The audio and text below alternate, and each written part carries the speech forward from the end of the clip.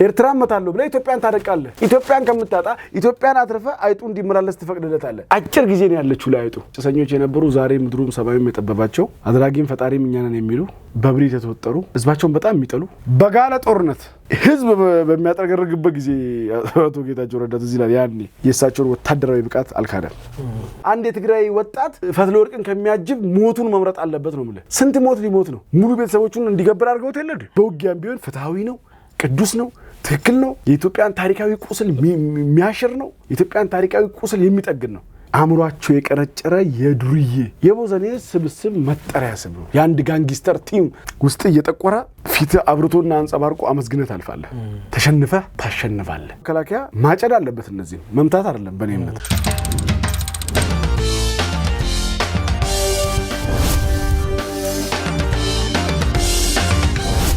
ሰላም ጤና ይስጥልን ውድ አድማጭ ተመልካቾቻችን የማል ሚዲያ ጅማት ፕሮግራማችን ነው በዛሬ ፕሮግራሜ ላይ አንድ ውድ እንግዳ ይዤላችሁ ቀርብ ያለው ከዚህ እንግዳ ጋር የምናደርገው ቆይታ ተወዱታላችሁ ታተርፉበታላችሁ ትማሩበታላችሁ ብለን ተስፋ እናደርጋለን እንግዲህ ራስን እስቲ ለተመልካቾች ያስተዋውቅና ባባ ይዞ ባላለው የማል ሚዲያ እንግዳ ሆኜ ቀርብ ያለው እንግዳም ስላደረከኝ ከልብ አመሰግናለሁ ሶሻል ሚዲያ ላይ የተወሰኑ የጥረቴን ያህል ለሀገር አስተዋጽኦ ለማበርከት ከሚሞክሩ ወጣቶች መካከል አንዱ ነኝ በሙያዬ የህግ ባለሙያ ነኝ የህዋስ ሰዎች እንዴት ትገልጻቸዋለህ የህዋስ ሰዎችማ አሁን ያሉት ከጌታቸው ረዳና ከጻድቃን ውጭ ያሉትን ደብረጽዮንን እንዴት ልትገልጻቸው ትችላለህ እነሱ በአጭር አማርኛ የመለስ ጭሰኞች የነበሩ ዛሬ ምድሩም ሰማዩም የጠበባቸው አድራጊም ፈጣሪም እኛንን የሚሉ በብሪት የተወጠሩ ህዝባቸውን በጣም የሚጠሉ የነሱ ጥቅም እስካልተቋረጠ ድረስ የትግራይ ህዝብ አይደለም ማንንም ቢያልቅ ጉዳያቸው ያልሆነ ከኤርትራ ነጻነትና ከትግራይ ህዝብ ደህንነት ምረጡ ቢባሉ የኤርትራን ነጻነት የሚመርጡ ሰዎች ናቸው የኤርትራን ነጻነት ከትግራይ ህዝብ ደህንነት የሚያስቀድሙ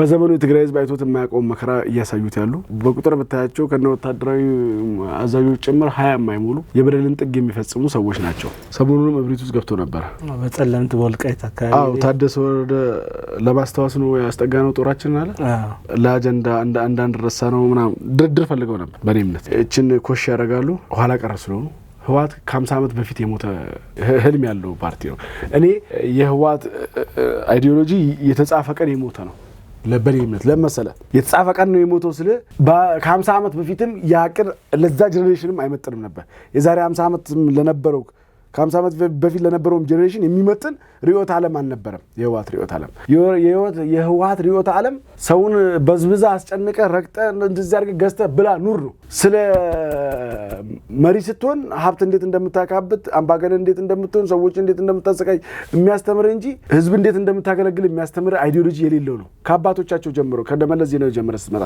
አሁን ያሉት ደግሞ የባሱ ናቸው አይን ያወጡ ያፈጠጡ ናቸው ሰሞኑ ጦርነት ፈለጉ ነካራጉ እኛ ለታደሰ ወረደ ወጥቶ ሰምታል በኮሙኒኬሽናቸው ነው በዝግጅታቸው በኩል ጦሩን ያስጠጋ ነው ለማስታወስ ነው ለማንቃት ነው አለን ለማለት ነው ለአጀንዳ ነው ለገለመኔ ነው ብሎ መጣፋክቱ ግን ምን መሰለ እነሱ ያመጣሉ ከዛ አፍሪካ ህብረት ይገባል ድጋሚ ይደራደራሉ የነ ታደሰ ወረደ የምርጫ የሽግግር ጊዜ መንግስት ጊዜ እያበቃ ነው ተጨማሪ የስልጣን ጊዜ መግዣ ነው ከዚህ በኋላ ከህዋት ጋር ቁጭ ብሎ የሚደራደረው ኢትዮጵያ መንግስት የለም አበደን የኔ እምነት ካለም ገረማለው የለም ግን እርግጠኛ ነኝ ከአብዲ ጋር የሚደራደር ካለ ምክንያቱም ፕሪቶሪያውን ህዋት ህገ መንግስቱ ይገዛኛል ፕሪቶሪያው ያደራድረኛል ያጠጋጋኛል ብሎ ፈርሞ የመጣው ነገር ነው ፕሪቶሪያውን 100% እንዳይፈጸም ያደርገው ህዋት ነው አንድ ብሎ የጀመረው ህዋት ነው አንደኛ ፕሪቶሪያው ፎሬን ሪሌሽን ይከለክላል ህዋት አለው አለቀ በቃ አዛጋ ስለ ህዋት የትኛውንም ፕሪቶሪያ ስምምነት ስላለመፈጸሙ የማውራት የሞራል ልዕልና የለው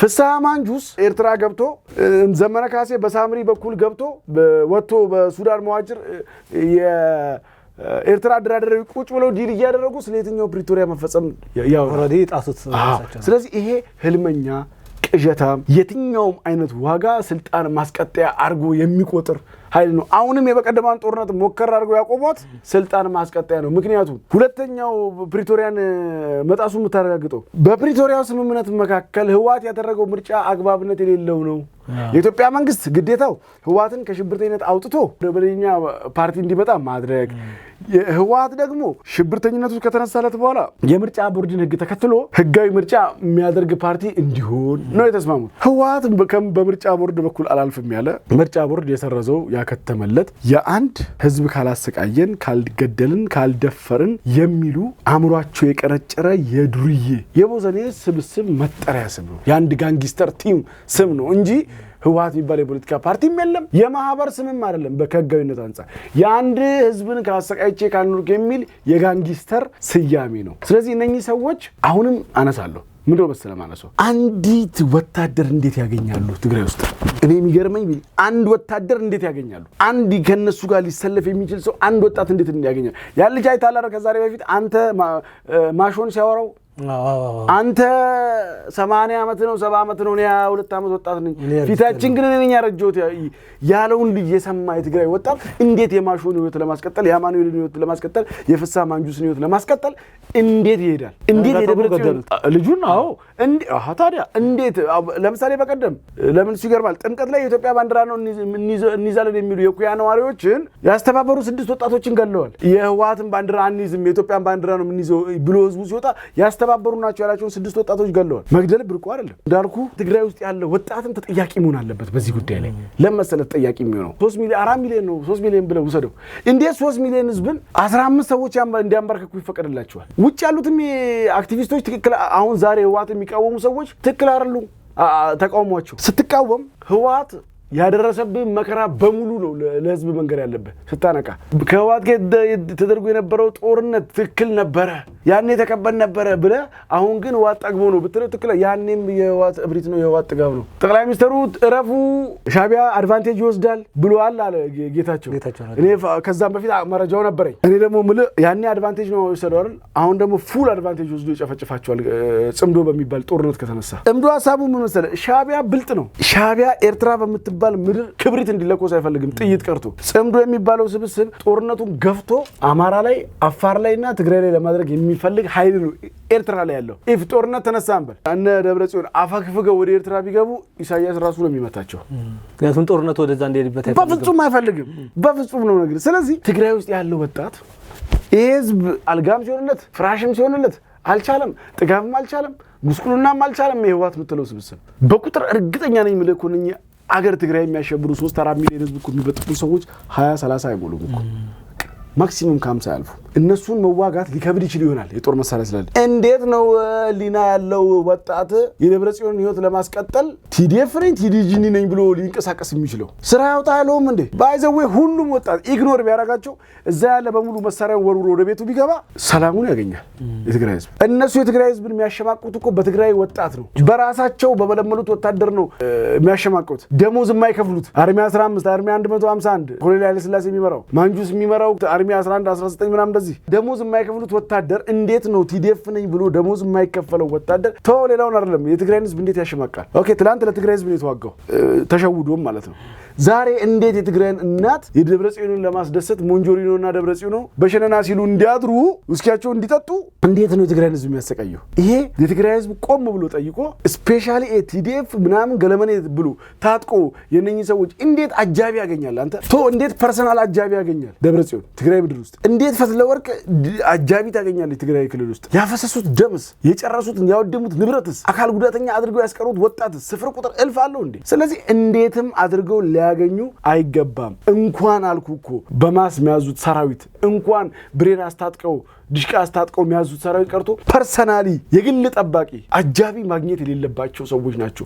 አንድ ትግራዊ ደብረጽዮንን ከሚያጅብ ሞቱን መምረጥ አለበት ነው ማለት። አንድ የትግራይ ወጣት ፈትለወርቅን ከሚያጅብ ሞቱን መምረጥ አለበት ነው ማለት። ስንት ሞት ሊሞት ነው? ሙሉ ቤተሰቦቹን እንዲገብር አድርገውት የለድ የትኛውን ህይወት ሊኖር ነው ደብረጽዮን የሚያጅበው? እኔ ወንድሜን ፈጅቶ እህቴን አክስቴን አጎቴን የጨረሰብኝ ሰው የማጅበው ማን ስለሆነ ነው? እንደውም ወንድ ኮኑ የምሬ ነው ማለት ጠባቂዎቻቸው ናቸው ታሪክ መስራት ያለባቸው። ከጠበቁ ደግሞ ደግሞ ያቀርባል። አጃቢዎቻቸው ናቸው ታሪክ መስራት ያለባቸው። ለምን ያ የእናት ልጅ አይሆንም? ህዝብ አስለቅሶ ህዝብ ጨርሶ ህዝብ ጨፍጭፎ የምትጠይቀው ማለት ነው። ሶ በዛ ነው መታየት ያለበት የህወሓት ሰዎች ማለት ነው። ተናግረ የሚያልቅም ስላልሆነ ማለት ነው። ጠቅላይ ሚኒስትር ዶክተር አብይ አህመድን እንዴት ትገልጻቸዋለህ? ጠቅላይ ሚኒስትር ዶክተር አብይ አህመድ ከልቡ መሪ ነው። ሀገር ወዳድ ነው። ደፋር ነው። የሚወዳትን የሚያከብራትን ሀገራዊ ፍቅር ያላትን ሀገሩን ነው የሚመራው። በጣም ወድለት ሌላኛው ኳሊቲ ምን መሰለህ? ክቡር ጠቅላይ ሚኒስትር ዶክተር አብይ አህመድ መቼ ምን መናገር እንዳለበት ያውቃል።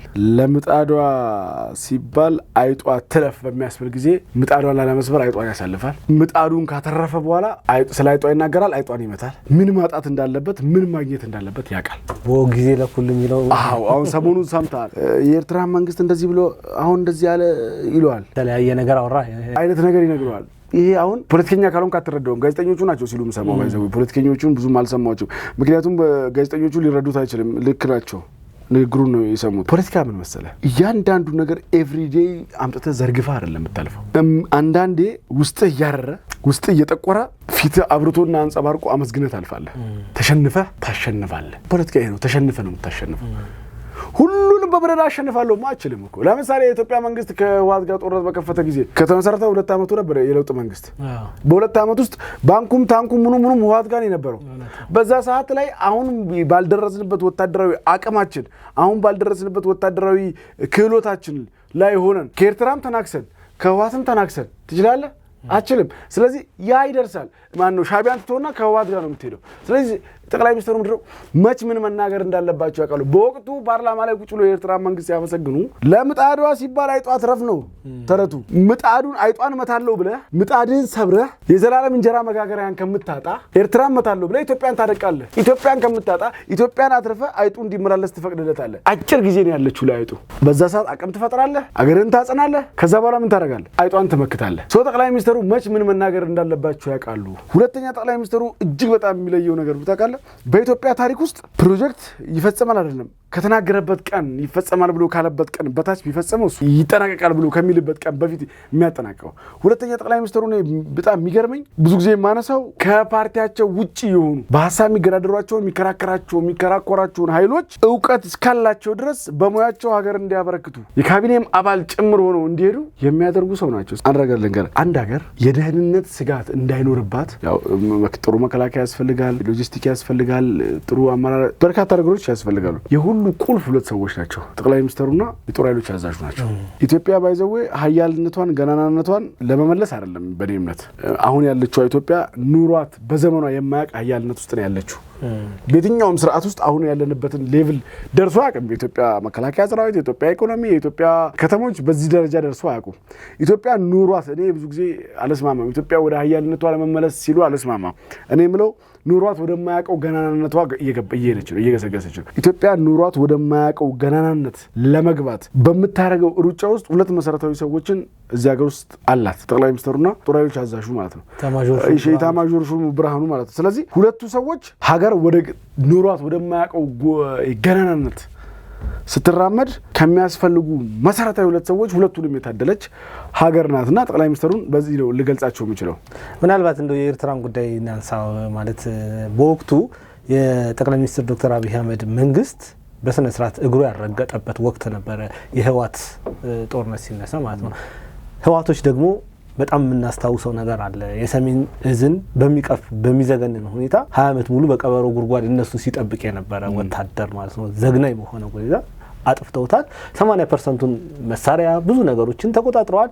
ከዛ በፊት ደግሞ 27 ዓመት ስልጣን ላይ በነበሩበት ወቅት በኢትዮጵያ ስም የሚገቡ ነገሮችን በሙሉ እነሱ ይመጣል ብሎ ላሰቡት ቀን ሲዘጋጁበት ነበርና ምርጫ ነበረው ወይ ነው? ኤርትራን ከመቀበል ውጪ ምርጫ ነበረው ወይ? በወቅቱ ኢትዮጵያ ኤርትራን ባይቀበል ኑሮ ኢትዮጵያ አሁን ያለችበት ሁኔታ ላይ ትሆን ነበር ወይ? አንድ ነገር በደንብ መታወቅ ያለበት ነገር የኢትዮጵያ መንግስት ያኔ ውጊያው ሲጀምር በክራንች ነበር የቆሙ።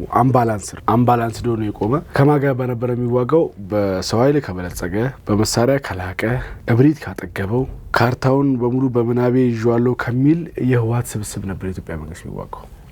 በዛ ታይም ላይ የኤርትራ መንግስትና የኢትዮጵያ መንግስት አዲግራትና አክሱም ሲገቡ በወራት ውስጥ እኮ ጸብ ተጀምሯል። ጠቅላይ ሚኒስትሩ እንደተናገሩት ፖይንቱ ምን መሰለህ? የኢትዮጵያ መንግስት ህወሓትን እንዲያሸንፍ ካረገው አስተዋጽኦ ይልቅ በኔ እምነት ኢትዮጵያን የኤርትራ መንግስት ያደቀቀበት ይበልጣል። ትግራይን የጎደለው ያረደው የገደለው ያወደመው የዘረፈው ይበልጣል። አስተዋጽኦ ምን ነበር ስትለኝ የኢትዮጵያ ወታደር ሰሜን ሲመታ ሸሽቶ ሄዷል። አልመታም። የኤርትራ መንግስት የኢትዮጵያን መንግስት ወታደር አልመታም። ወደዚህ ሪከቨር አድርገው እንዲመጡ አድርጓል። ከዛ በዘለለ እዚህ ጋር አንድ ከተማ ለምሳሌ እዚህ ጋር አዲስ አበባን ሲይዝ የኢትዮጵያ መንግስት አዲስ አበባን ይዞ ቀጥሎ ዝዋይን ለመያዝ ጥረት ቢሾፍቱን ለመያዝ ጥረት ሲያደርግ አዲስ አበባን ሲያወድም የነበረ ነው የኤርትራ መንግስት። ይሄን ወደ ኋላ ሚሞራይዝ ማድረግ ለሚችል ሰው ማነሳው ነገር ምን መሰለህ? የህወሓት ጦርነት ከተጀመረ በኋላ የኢትዮጵያ መንግስትና የኤርትራ መንግስት እንደከዛ ቀደም በፊት ከዛ ቀደም እንደነበረው አይነት ግንኙነት ነበራቸው። የሚዲያ አንሄድምም አይመጡምም ነበር። መሻከሩን በዚህ ትመለከታለህ። የኤርትራ መንግስት አሁንም ቂሙን አልወጣለትም። ቂሙን ተበቅሎ አልጨረሰም። የኢትዮ ኤርትራን ጦርነት ቂም አልተበቀለም፣ አልጨረሰም። አሁንም ሊያጭዳቸው ነው እያባበላቸው ያለው። የኤርትራ መንግስት እንዳለ ማለቅ አለበት። የትግራይ ህዝብ የሚባል ዱንያ ላይ መስረፍ የለበትም ነው የሚለው። ምድር ላይ የትግራይ ህዝብ የሚባል አያስፈልግም ነው የሚለው። ያኔ ጠቅላይ ሚኒስተሩ እኛ ከፊት ለፊት አንድ ከተማ አስለቀን ስንወጣ ቀጣይ ከተማ ስንገባ ያስለቀቅነውን ከተማ ገብቶ ሻዕቢያ ይዘርፋል እንደዚህ ያደርጋል ካልክ ኪራይሱ ሁለት ነው ወቅቱ ያን ቢያነሳ። አንደኛ ኢሚዲየትሊ እነኛ ኃይሎች ይጣመሩብሃል፣ ለሁለቱ ይላሉ። የጋራ ጠላት ያደርጉታል። ብልጽግና ማን ህወሓትና ሻዕቢያ ይጣመራሉ። የመጀመሪያ ይሄን አረጉ ማለት የኢትዮጵያ መንግስት ያኔ እንዳልኩ በክራንች ነው እኮ የሚራመደው ብያለሁ። አንድ እግሩ ተንጠልጥሎ ነው እየተዋጋ ያለው። ህዝብ ስለደገፈው ህዝብ መከላከያ ተነካ ስላለ ነው እንጂ የኢትዮጵያ መንግስት ከኢትዮጵያ ህዝብ ጋር ሆኖ ነው ያሸነፈው። ከኤርትራ ጋር የመጀመሪያው ይጣመሩብና አዚያ አርጓል። ሁለተኛው ከመጣመር ባሻገር በተናጠል ሁለቱም ለየብቻ ጦርነት ይፈጥራሉ። አንተ አዲግራት ላይ ሆነ ሽሬና አክሱምን ዳርና ዳር አድርጋ አንተ አዲግራት ከገባ በሽሬ የሚወጋ አለ፣ በአክሱም የሚወጋ አለ። ያን መመከት ይቻላል ወይ?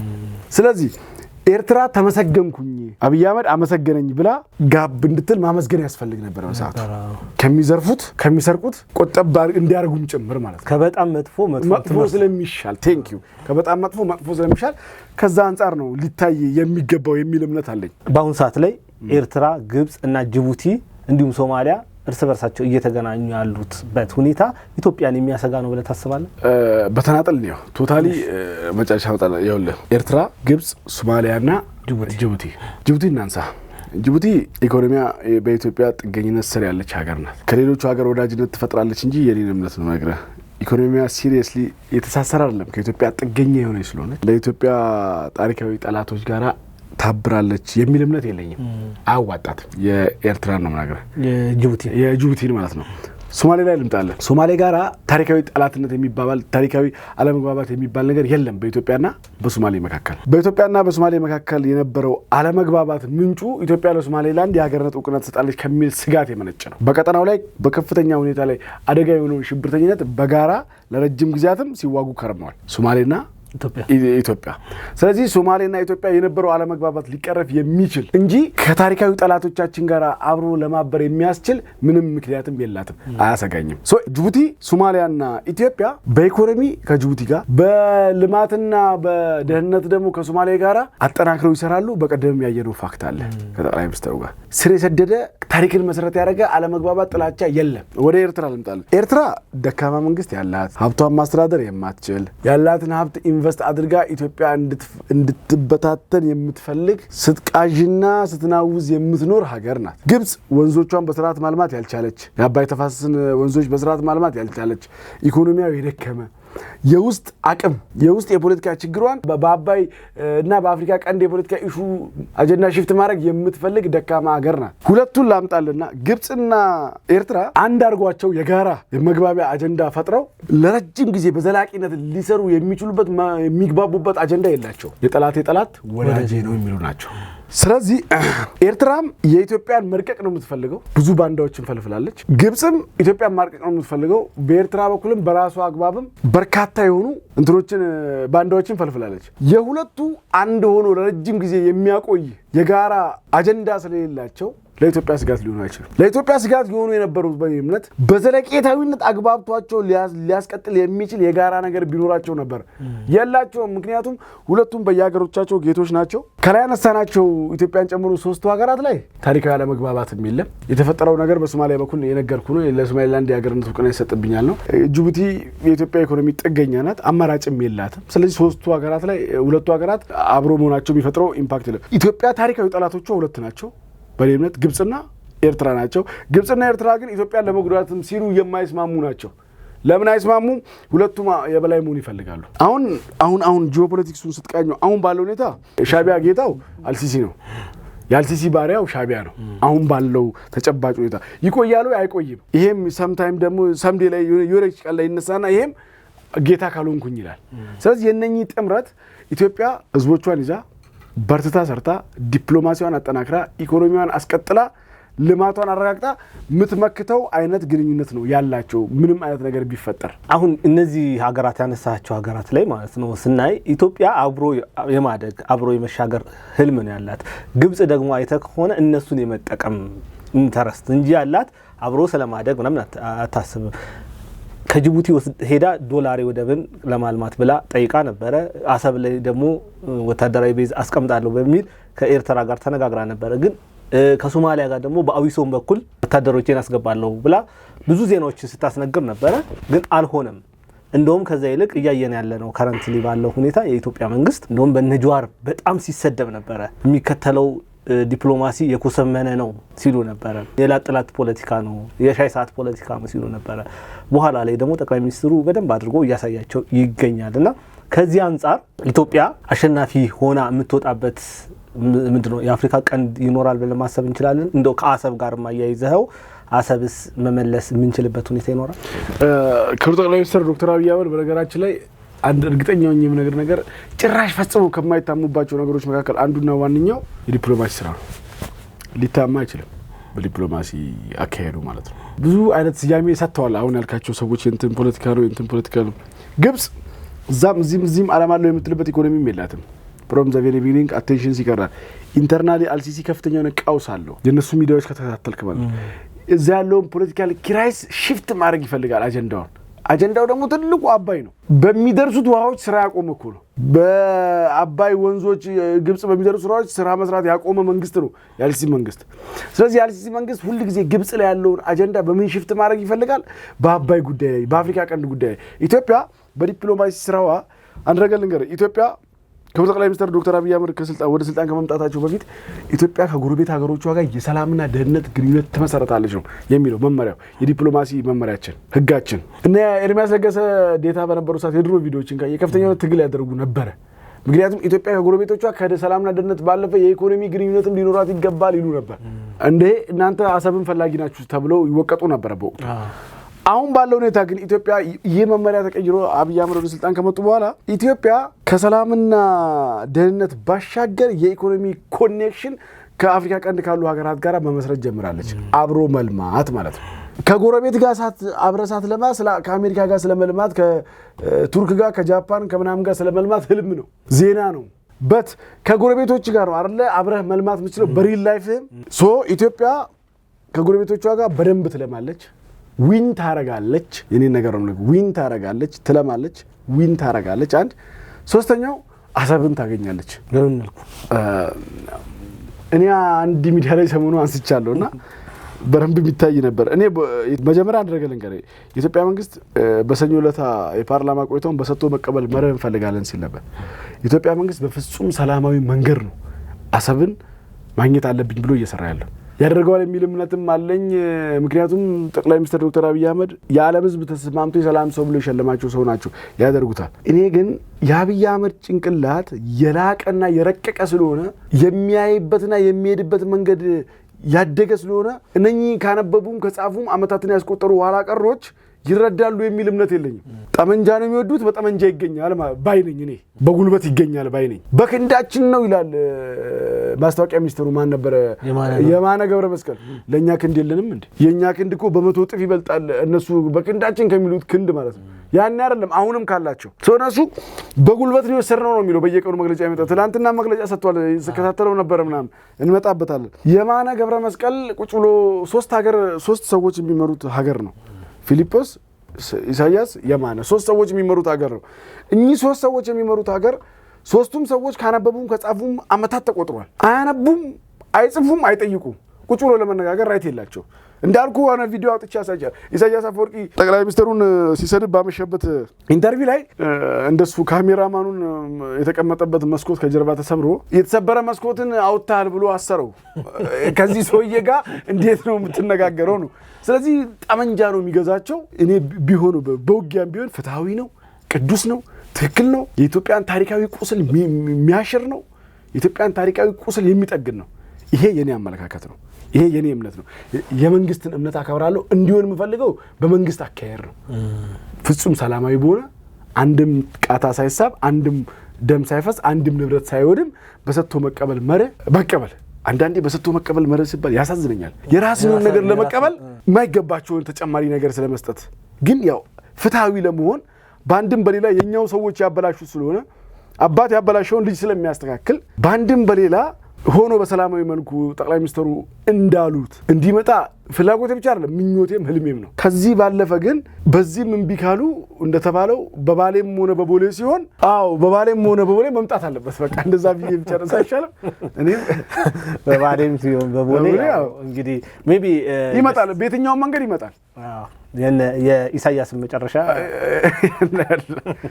ዘመነ ካሴ የአፋብን ሊቀመንበር ሆኖ ተሾሟልና አንድነቱ የት የሚደርስ ይመስልሃል?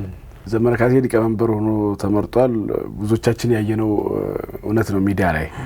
እኔ እንደ አንድ ፖለቲከኛ ያለውን ነገር ስነግርህ ዘመነ ካሴ አፋብን ሊቀመንበር ብዙ ጊዜ ይሄ የፋኖ ጥምረት የሚሉት ኃይል ለማምጣት በርካታ ጊዜ ሲሞክሩ እንደነበረ ሁላችንም እናውቃለን። ያን ብዙ ጥረት ሲያደርጉ ከረሙና ዘመነ ካሴ ሊቀመንበር ስላልሆነ ብቻ ፌል ሲያደርግ የከረመ ነው። አሁን ዳይሬክትሊ ከተቀበልክ ትቀበላለህ፣ ካልተቀበልክ አንገት ትቆረጣለህ በሚል ፕሪንሲፕል ዘመነ ካሴን ፌክ አንድነት ተፈጥሯል በሚል የወሮበሎችን ስብስብ የፈጠረው የሻዕቢያ መንግስት ነው። ስለዚህ ይህ ጥምረት ከገንዘብ ያለፈ ከገንዘብ የበለጠ ማናቸውም ህልውና ማናቸውም አእምሮም ስለሌለው የትም የማይደርስ ነገ በሰበሰበውና ባጭበረበረው ገንዘብ ኦር ከኤርትራ በመጣለ ገንዘብ ተስማምቶ መከፋፈል የማይችል ስብስብ ነው። አፋብን በኔ እምነት ዘመነ ካሴን ህወሓትና ሻዕቢያ ያስቀመጠው ኃይል ነው፣ ሊቀመንበር ነው። እስከዛሬ ድረስ ይሄ አፋብን ምናም ጂኒ ምናም የሚባለው ስብስብ ያልተሳካበት ትልቁ ምክንያት ለሻዕቢያና ለህወሓት ተላላኪ የሆነ ሊቀመንበር እስኪገኝ ድረስ ነበር። አሁን ፐርፌክት ለሻዕቢያም ለህወሓትም ተላላኪ የሚሆን ለታላቁ ሻዕቢያም ለሻዕቢያ ታናሽ ህወሓትም ተላላኪ መሆን የሚችል አቅም ያለው ሰው ዘመነ ካሴ ነው። አስረስ ማረ ነው። አንድነት ተፈጠረ ይላል። የምን አንድነት ነው የሚፈጠረው? ፍሮም ዘ ቬሪ ቢጊኒንግ ለሚጠቅም ዓላማ ካልተሰባሰብክ፣ ህዝብን ለሚያተርፍ ዓላማ ካልተሰባሰብክ ስለምን አንድነት መጣ አልመጣ ቫልዩ የለውም። በኔ እምነት የማይዘልቅ ሻዕቢያ ቁጭ ያደረገችው ሻዕቢያ ያስቀመጠችው ህወሓት ያስቀመጠችው ስብስብ ነው ልልህ ፈልጌ ነው። በጣም በተደጋጋሚ ከወልቃይት ጋር ተያይዞ የሚነሳ ጉዳይ አለና ዘመነ ካሴ የወልቃይትን ጉዳይ ለህወሓት አሳልፎ እንደሰጠ በተደጋጋሚ ይነገራል ማለት ነው። እንዲሁም የአማራ ፋኖ በጎጃም አመራር የነበረ ሰው ነው። አስረስ ማረ ማርሸት ጻዬ ምናምን በዚህ በአማራ ፋኖ በጎጃም ውስጥ የነበሩ እንቅስቃሴ ናቸው። የወልቃይት ጉዳያችን አይደለም በሚል ለህወሓት አሳልፎ ሰጥተዋል። ህወሓት ደግሞ ወልቃይትን ይዞ ታላቋ ትግራይን መገንባት ይፈልጋል። እነ ዘመነ ደግሞ 4 ኪሎ መያዝ ይፈልጋሉና ከዚህ አንፃር የወሎ የሸዋ እና የጎንደር ፋኖች ምን አይነት ቁማር ተበሉ ማለት እንችላለን? አንድ በደንብ መታወቅ ያለበት ፋክት ሱዳን ሙሃጅር ላይ ዘመነ ካሴ ወልቃይትን በይፋ ለህወሓት ሸጧል። ዘመነ ካሴ እና የህወሓቱ ጀነራል ፍስሐ ማንጁስ አሁን ያልኩ ቦታ ላይ ሱዳን ላይ ተገናኝተው በይፋ በአደባባይ እኛ ስለ ወልቃይት አያገባንም፣ ተተኳሽ ስጡን፣ ገንዘብ ስጡን፣ 4 ኪሎን ለመያዝ በምናደርገው ጥረት የሚጠቅመን ወልቃይትን ሰተን ገንዘብና ጥይት ተተኳሽ ማትረፍ ነው ብሎ በአደባባይ ነው እኮ ሸጦ የተመለሰው ዘመነ ካሴ። ሰሞኑ ይሆን ያለው ነገር ታውቃለህ፣ ወልቃይት አካባቢ ላይ ያ ሲፈጠር የከፍተኛ ቁጥር ያለው የጎንደር ፋኖ ወደ ሰላማዊ ትግል ገብቷል እኮ። ዋናው ሪዝን ይሄ ነው። የምንታገልለት ዓላማ ለካ የዘመነ ካሴን ሆድ ለመሙላት ነው። የአስረስ ማረ ዳምጤን ኪስ ለማደለብ ነው። የአስረስ ማረ ዳምጤን ዘመዶች የስልጣን ባለቤት ለማድረግ ነው በሚል ጋዜጠኞች ያሉበት ወታደሮች፣ ሌሎች ኤጁኬትድ የሆኑ ሰዎች እየተመሙ እጃቸውን እየሰጡ ነው። ወደ ሰላም እየመጡ ነው። ትልቁ ሪዝን ምንድነው? እሱ ስለ ጎጃም ብቻ ነው የሚጨነቀው ነው። እኔ ደግሞ ስለ ጎጃም ህዝብም አይጨነቅም ነው። በጎጃም ህዝብም ይነግዳል ነው ዘመነ ካሴ። አስረስ ማረ ዳምጤ በጎጃም ህዝብ ይነግዳል ነው። ስለ ጎጃምም አይጨነቅም። አሁን ባለው ሁኔታ ግን እና አስረስ ማረ ዳምጤ በሚያደርጉት አካሄድ በሚሄዱት መንገድ ቁጥሩ እልፍ የተባለ ታጣቂ ወደ ሰላም አማራጭ እየመጣ ነው። ይሄ ይበል ሊባል የሚያሰኝ ሊደገፍ የሚያሰኝ ሊበረታታ የሚያሰኝ ተግባር ነው። ምክንያቱም ምን መሰለ? ምክንያቱም ዋናው ፖይንት እዚህ ጋር መታወቅ ያለበት ነገር እና አስረስ ማረ ዳምጤ እነ ዘመነ ካሴ ይቀራሉ። አሁን ብቻቸውን ተነጥለው ይቀራሉ። ወሎ ጋር የሆነውን አይተሃል። በነ ፈንታው ሞአቤ ኮሎኔል ፈንታው ሞአቤ እነ ካፕቴን ማስረሻ ሰጤ ጎንደር ላይ አሁን ሰሞኑ እየገባ ያለውን ኃይል አይተሃል። ሸዋ ላይ እየገባ ያለውን አይተሃል። ይሄ ጎጃም አካባቢ የተቀመጠው እብሪተኛው የዘመነ ካሴ ግሩፕ ብቻውን ተሰጥቶ ይቀራል። ያን ያለው አማራጭ አሁን እንዳለው ወይ አስመራ መቆየት ነው አሊያም ደግሞ እጁን መስጠት ነው። ሁለት አማራጭ ሊኖረው የሚችለው ወር ሶስት አማራጭ እጁን ይሰጣል፣ ይደመስሳል፣ ኤርትራ ሸሽቶ ይገባል፣ አገር ሰላም ይሆናል፣ አማራ ነጻ ይወጣል። ወደ ሰላም የሚመጡ ኃይሎች አሉ። አሁን ካነሳው አንፃር እጃቸውን ለመንግስት እየሰጡ ያሉ አካላት አሉ፣ በተለያየ ምክንያት ማለት ነው። አንደኛው ማህበረሰባችንን ሳናውቅ በደለናል በሚል፣ ሁለተኛ ደግሞ ልክ እንደዚሁ የነዘመነ ካሴን ሆዳደርነትን እያወቁ ሲመጡ ለመንግስት እጃቸውን እየሰጡ ያሉ አካላቶች አሉ። እነዛን ሰዎች ለመንግስት እጃቸውን የሚሰጡትን ሰዎች ደግሞ ማሸማቀቅ በነዛ በኩል እየታየ ነው። የኦህዴድ ተገዢ ናቸው ወደሚል ነገር እየመጣ አንዳንድ ነገሮች እያየን ነው። ከዚህ አንፃር ምን ማለት እንችላለን? ማን ነው ሆዳደሩ? ባይደው አንድ ነገር መሽሙንሙን የሌለበት አንድ ነገር ልንገርህ። እኔ ትግርኛ ተናጋሪ ወዳጅ አለኝና አብሮኝ ተማሪ ይተረጉምልኝ። የኢሳያስ መንግስት ምን እንደሚል ታውቃለህ? የኦህዴድ መንግስት የኦህዴድ ብልጽግና አይደለም የሚለው። የኢሳያስ መንግስት ለዘመነ ካሴ አእምሮ ውስጥ እያሰረጸ ያለው እነሱም ሆይ የሚሉት ከኦሮሞ ባርነት መውጣት አለባችሁ፣ ይህን ስርዓት መገርሰስ አለባችሁ ነው የሚላቸው። እነኚህ እነዘመነ ካሴም ያ ሜንታሊቲ ነው ያላቸው። ስለዚህ ይሄ እኮ የሚጠበቅ ነው። የሚመጡ ሰዎች ሊሸበሩ የማይገቡ ወደ ትልቁን እድል ባለማወቅ የበደሉ የእውነት መስሏቸው ታግለው ደግሞ የኋላ የገባቸው የሚመጡና ሰላምን አማራጭ የሚያደርጉ ሰዎች መታማታቸው፣ መወቀሳቸው፣ መሰደባቸው አይቀርም። ጫካ ቁጭ ብለው ከጥይት ለማምለጥ የሮጡ የነበሩ ሰዎች ይህን ትችት መቋቋም ሊከብዳቸው አይገባም። ምክንያቱም ምን መሰለ? የኃይል ሚዛኑ እየቀነሰባቸው ሲመጣ እነ ዘመነ ካሴ ያላቸው አማራጭ መጀመሪያ አንድ ነው። መጀመሪያም በኃይል ከመንግስት ጋር ለመገዳደር የሚያስችል ወታደራዊ ቁመና አልነበራቸው። በዛ ባልነበራቸው ወታደራዊ ቁመና ላይ ደግሞ የሰው ኃይል ሲቀንስባቸው ከነበራቸው ላይ የሰው ኃይል ሲቀንስባቸው ከፍለው ፕሮፓጋንዳ ነስተው የተቀነሱ ሰዎችን አሸማቀው ሌሎች ወጣቶችን የዚህ ሰለባ ለማድረግ ከመሞከር የዘለለ ምንም እኮ የሚሰሩት ስራ የለም። ይሄ ነው ማንም ሰው ቢሆን ሊያደርገው የሚችለው እነኚህን ነገሮች ነው። ካንተ ጋር አብሮ አንድ ኃይል ላይ ተሰልፎ ሲዘርፍ የነበረ ሰውዬ እኔ ንስሐ ገብቻለሁ መዝረፍ የለብኝም ብሎ ሲወጣ አንተ እየዘረፍክ እስካለ ድረስ ልታደርግ የሚችለው ንስሐ የገባውን ሰውዬ ስሙን ማጥፋት ነው። ከቻልክ አንተ ታጠፋለህ፣ ስሙን ታሸማቃለህ። ካልቻልክ ሌሎችን እንዲያጠፉት እንዲያሸማቁልህ ታደርጋለህ። ስለዚህ ይሄ ወደ ሰላም አማራጭ የመጡ ሰዎች ጫካ ባሉ ሰዎች ከዚህ የዘለለ ነገር ሊሰጣቸው አይችልም። በደንብ ግን መታየት ያለበት ፋክት ምን መሰለ? በደንብ መታየት ለሀገርም የሚጠቅሙ አማራ ክልል ላለው ወጣትም የሚጠቅሙ መላ ኢትዮጵያዊም ሊያደምጠው የሚገባው ፋክት ግን ምን መሰለ? ጫካ ላይ ከርመው ባንድም ገብቷቸው ታግለው መጨረሻው ውሸት እንደሆነ ያረጋገጡ፣ በሌላም በቅንነት ገብተው በቅንነት ይወጡ ሰዎች የሚናገሩትን ነገር ግን አስምሮ ማወቅ ያስፈልጋል። ከዘመነ ካሴ ጋር የነበረ ሰው ነው። እንደኔ በሚዲያ አይደለም የሚያውቀው፣ አብሮት የነበረ ነው። ቀርቦ የነበረው አብሮት የነበረው ሲያማክረው የነበረ ሰው ነው። አስረስ ማረ ዳምጤን የሚያውቅ ሰው ነው። መከታውን የሚያውቅ ሰው ነው። ለምሳሌ እናንሳ፣ ኮሎኔል ፈንታው ሞአባን እናንሳ። ይህ ታጣቂ ቡድን ታገላለሁ ብሎ ከወጣበት ቀን ጀምሮ ኮሎኔል ፈንታው ሞአባን የሚያህል ሪል ነው ማለት ትክክለኛ ወታደር ማንም አልነበረ። ወታደር ነው እዛ ጋር ሰውነት ፈርጠም ካለ ሻምበልና ሻለቃ ነው የምትባለው እንጂ የከዳ ወታደር እንኳን እምብዛም ያልነበረበት ነው። ኮሎኔል ሞአባው ፈንታን ሽሩሩ ሲል የከረመ ሚዲያ የጦር ሸማቂ ኮማንዶ ሲሉ የከረመ ሰው አሁን ስሙን ሲያብጠለጥል ትሰማለህ። እሱ አይደለም ለኛ ቁም ነገሩ። ኮሎኔል ፈንታው ሞአባ የሚናገረው ነው ፋክት። ምክንያቱም አመራር ነበረ፣ ተዋጊ ብቻ አይደለም፣ የጦር አዛዥ ነበረ፣ እዛ ውስጥ ላይ ፖለቲካል ሊደር ነበረ። ማስረሻ ሰጤን ነው የምታምነው። ለምን? አብሮ ስለነበረ የሚሰጠው ሜሴጅ ሌላው እንዲነቃ ስለሚያደርግ መሰመር ያለበት ወደ ሰላም የመጡ ሰዎች የሚሰጡትን ሐሳብ በደንብ በበሰለ መልኩ በሰለጠነ መልኩ አድምጦ መረዳት ያስፈልጋል። ሌሎች ወጣቶች ሰለባ እንዳይሆኑ ይህ ኃይል ብቻውን እርቃኑን ራቁቱን እንዲቀር ሌላ አጋዥ ኃይል እንዳያገኝ በዚህ አግባብ በደንብ መሰራት አለበት። ሚዲያዎችም ጤናማ ሚዲያዎችም እዚህ ላይ ፎከስ አድርገው መስራት አለባቸው የሚል እምነት አለኝ።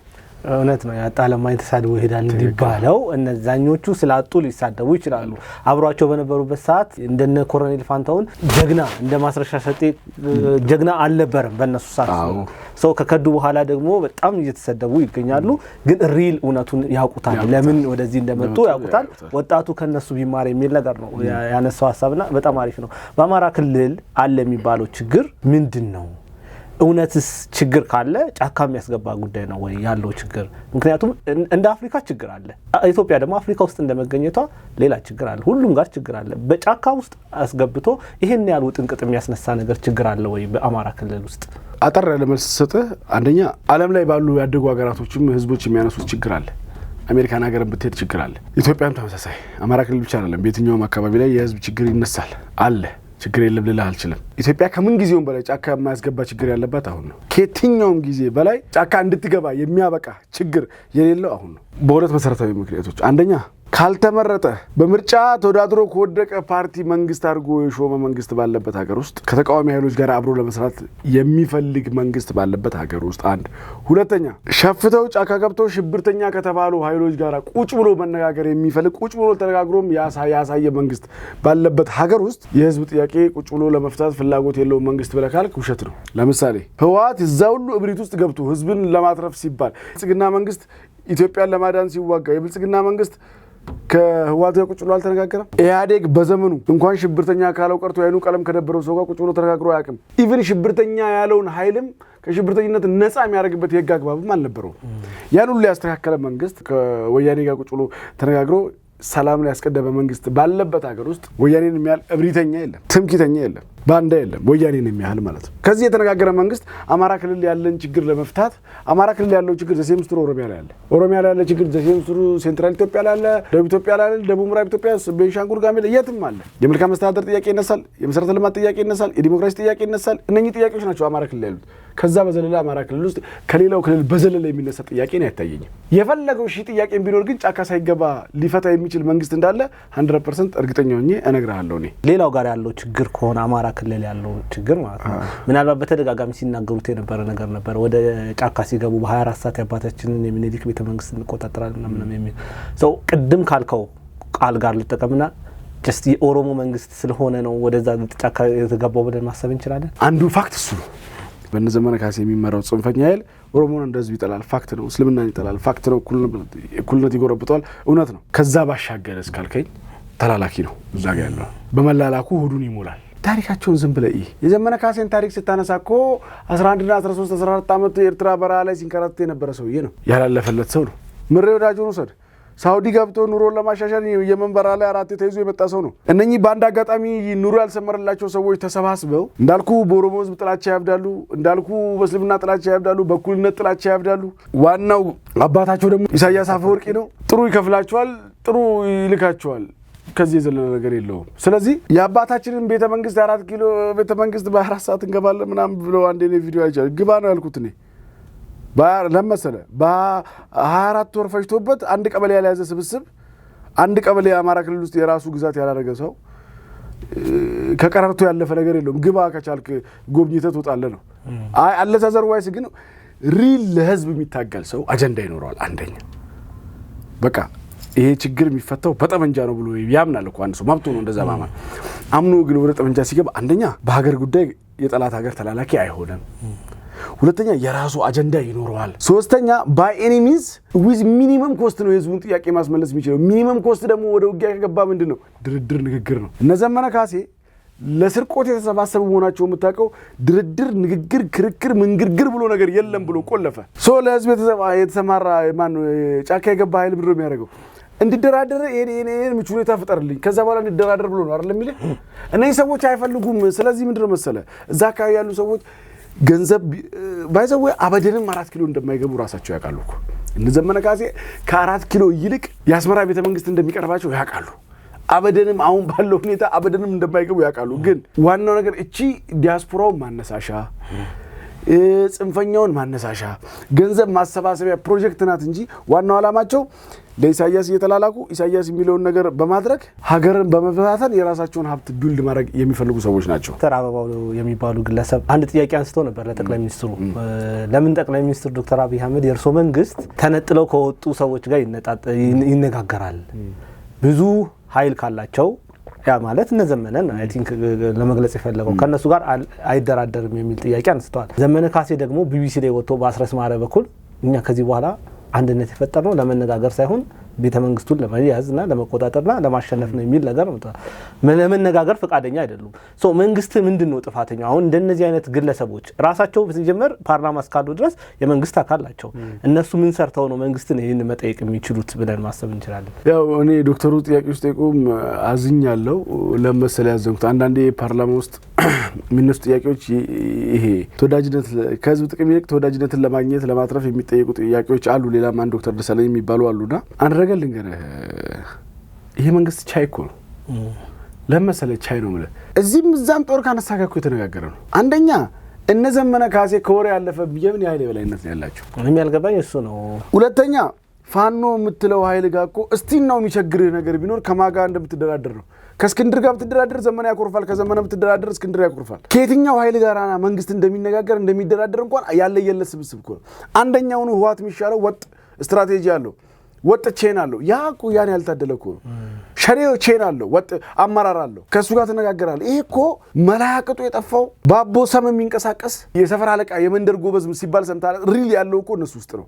ስለዚህ ጠያቂው ድርድር ንግግር ምንግርግር ብሎ ነገር የለም ሲል አልሰሙም ወይ ነው። ፍላጎት የለኝም እኔ ስለ ንግግር ሲነሳ ያቅለሸልሸኛል የሚል ሰውዬ ጋራ አልተደራደራችሁም ነው። አንደኛ ለዶክተሩ ነው የማስተላለፈው መልእክት ሜቢ እርሶም በቅንነትም ከሆነ የተናገሩት ዘመነ ካሴ የኃይል የበላይነት የለውም በዚህ ሰዓት። ዘመነ ካሴ መውጫ መግቢያ የጠፋው ኢሳያስ አፈወርቂ ተላላኪ ነው። አስረስ ማረ የሱ ጉዳይ አስፈጻሚ ቀኝ እጁ ነው። ማሩሸት ያጎቱ ባይዞ እንዳለ ሲጠሯቸው ሰምታላ የኮሜዲው ማሪሸት የአስረስ ዘመር ነው እንዳለ በዘመድ የተሞላ ነው። የአንድ ቤተሰብ ስብስብ ነው እዛ ቦታ ውስጥ ያለው እውነት ማለት ነው። ሰው መንግስት ከጠየቀው ሁሉ እየተደራደረ የመጣን ሁሉ እየተቀበለ ባለበት ሁኔታ ላይ አልደራደርም የተደራጀውት አሁንም 4 ኪሎ ለመውሰድ ነው የመደራደር ፍቃድ የለኝም ከሚል ኃይል ጋር አልተደራደርክም ያሉት የፓርላማ አባል በኔ እምነት ተወዳጅነትን ለማትረፍ ፈልገው እንጂ ይሄ ጠፍቷቸው ነው የሚል እምነት የለኝም። ይሄ ሁሉ ጥንቅጦች አሉ በዚህ ሰዓት።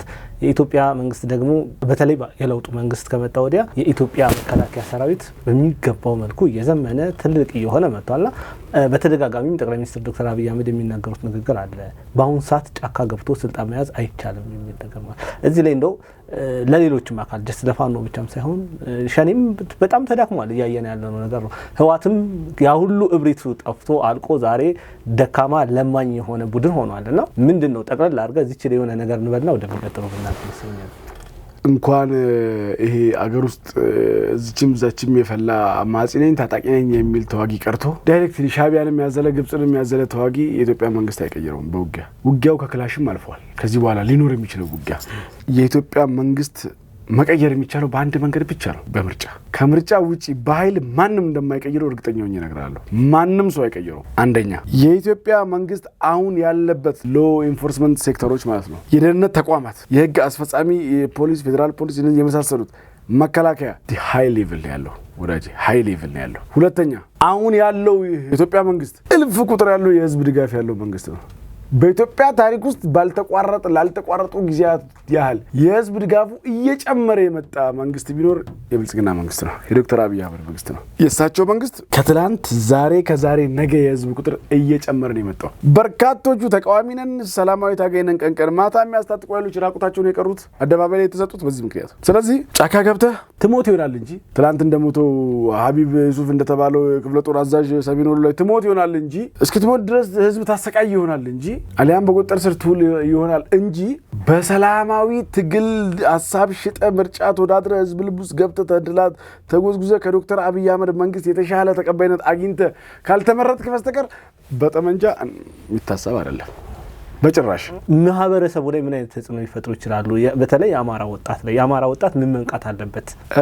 እኔ እነ ፋሲል የኔዓለም ምናምን አያቸዋለሁ። የእነ ደረጃ ብትወልድ የሚያዝናኑ ሰዎች ናቸው። አንደኛ ጋዜጠኛም ከሆኑ የጋዜጠኝነትን ሙያ ጠንቀው የማያውቁ ለፖለቲካ ያልተሰጡ እውቀቱም የሌላቸው በስሜት የሚጓዙ ሰዎች ናቸው። ለምሳሌ ፋኖ ብለህ የምትጠራው ስብስብ ወር ምንለው ስብስብ መከላከያን እንደዚህ ያደረገ በቃ በሰከንድ ሸዋ ደረስን ሰላሌ ደረስን ሲሉ ነበር ሰምቻቸዋለሁ። እና 3 ቀን ሳይመጡ አገዛዙ አማራ እንደዚህ ጨፈጨፈ ወላብላ። በመጀመሪያ ደረጃ ከሀገር ውጭ ሆኖ ትጥቅ ትግል ላይ ነኝ የሚል ሰው ውሸታም ነው።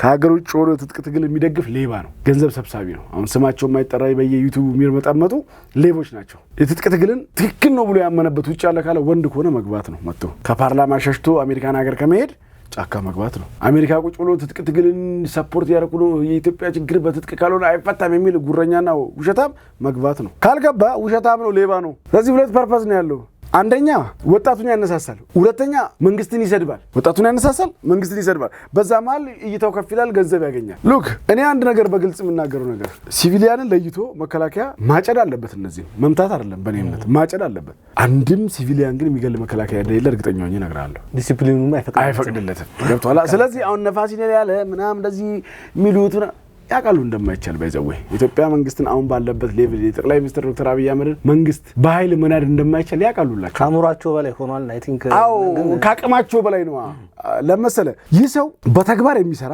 የሰራቸውን ነገሮች በሙሉ ፕሩፍ የምታደርገው የምትቆጥረ ምናምን የምትናገረው እንደገና ደግሞ ሪል አባታዊ ስሜት ያለው በቃ ተሳስቶ የገቡ ናቸው እርቅ ይቅር ይባሉ እንተቃቀፍ እንጨባመጥ። አገር ቢዝነሱ እሱ ሀገር ማሳደግ ነው። ቢዝነሱ ሀገር መለወጥ ነው አይደለ? ስሙን ማጥፋት አለባቸው ገንዘብ ለማግኘት እነሱ።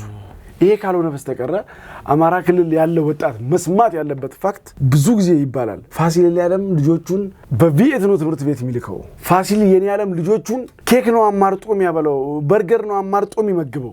ሽሮ ያረረበት የአማራ ክልል አንድ የኔ አይነት ወጣት ኑሮን ለማሸነፍ ደፋ ቀና የሚወጣ የነኚህ ሰዎች ሰለባ መሆን መቻል የለበትም። ጥላቻን የሚሰብኩ ሰዎች የኦሮሞን ጥላቻ፣ የእስልምናን ጥላቻ፣ የእኩልነትን ጥላቻ፣ የሰውነትን ጥላቻ ካንተ ውጪ ሰው የለም የሚሉን ሰዎች መስማት የለብህም።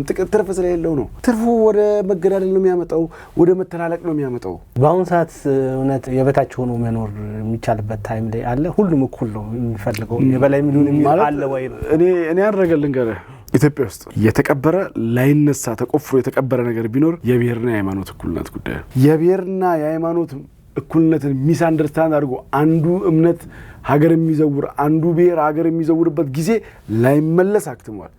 ይበልጥም ደግሞ ተቆርጦ የተጣለው ከ7 ዓመት በፊት ነው ሰው። ስለዚህ መታመን ያለበት ፋክት ከ7 ዓመት በፊት ክቡር ጠቅላይ ሚኒስትሩ ወደ ስልጣን ከመጡ በኋላ የብሔርና የሃይማኖት እኩልነት የተረጋገጠበት የአንዱ ብሔር የበላይነት የአንዱ ሃይማኖት የበላይነት ተቆፍሮ የተቀበረበት ወቅት ነው። አይነሳም። ያን ባይዘው መንግስት ቢፈልገው የብልጽግና መንግስት ቢፈልገው ቶለሬት የሚያደርግ ህዝብ የለም። ህዝብ ቶለሬት አያደርግም። ስለዚህ ይሄን መታወቅ መቻል አለበት። እነኚህ ሰዎች የሚታገሉት ለበላይነት ነው እኮ ኢኳል ሌቭል ላይ ለምን ይቀመጣሉ ነው። እኩልነቱ አስተቃይቷል። እንትን ነው ባርነት መስሎ ታይቷቸዋል። ካልጨቆኑ ባይዘው እኔ አንድ ነገር ልንገር፣ እዚህ ግልጽ መሆን ያለበት ነገር የትኛውም ገዢ መደብ ኢትዮጵያ ውስጥ ህዝብ ለይቶ ጠቅሞ ያቀም በኔ እምነት እነሱ የሚመኩባቸው አፄ ኃይለ ሥላሴ አፄ ሚኒሊክና የምትላቸው ሰዎች መከራው ለአማራ ህዝብ ነው የተረፈው። የህወሓት መከራ ለትግራይ ህዝብ ነው የተረፈው። ብልጽግና ኦሮሞ ለይቶ አልጠቀመም። የትኛውም ገዢ መደብ ሜቢ ስርዓት ውስጥ ያለፉ ሰዎች ይጠቀሙ ይሆናል እንጂ ህዝብ ለይቶ ጠቅሞ ያቀም። ስለዚህ እነሱ የሚኩራሩባቸው ሰዎች አማራን አስርበው በረሃብ ቆልተው አገር እንዲበተ ያደረጉ ናቸው ነገስታቶቹ። በኔ እምነት የራሳቸው ጥሩና መልካም ጎን እንዳላቸው ሆኖ ማለት ነው። እኔ ለሙስሊም የበላይነት ብታገል የሚሰማኝ ሙስሊም አለ እንዴ? የለም። እኔ ሙስሊም ነኝ በእምነቴ። አይሰማኝም። ለምን? አሁን ማንም ሰው እኩልነቱን ኖት እንደዛ ብቻ አይደለም ነግረህ እዚህ ሀገር ውስጥ ሪኮግናይዝ ከደረገ ፍቅር ሲዝም የሚባል ታውቃለህ፣ ቲክቶክ ላይ ሪኮግናይዝ ከደረገ መስፈርቱን አሟልቶ የእምነት ራይቱን ከወሰደ ፍቅር ሲዝምም እኩል ነው የምነግርህ እኔ። እንኳን ሙስሊሙ ክርስቲያኑ ምናምንም አይደለም እዚህ ቁጭ ብለን ክሬት ሲያደርግ ያየነውም ሰውዬ ልክ ነው እኩል ነው የምልህ።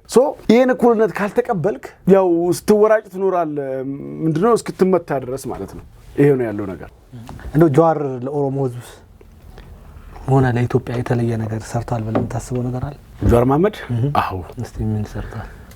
ጀዋር መሐመድ አከለ እየበጠበጠ ነው። እሺ ፖይንቱን ልንገር። ከለውጡ ጊዜ እንነሳ።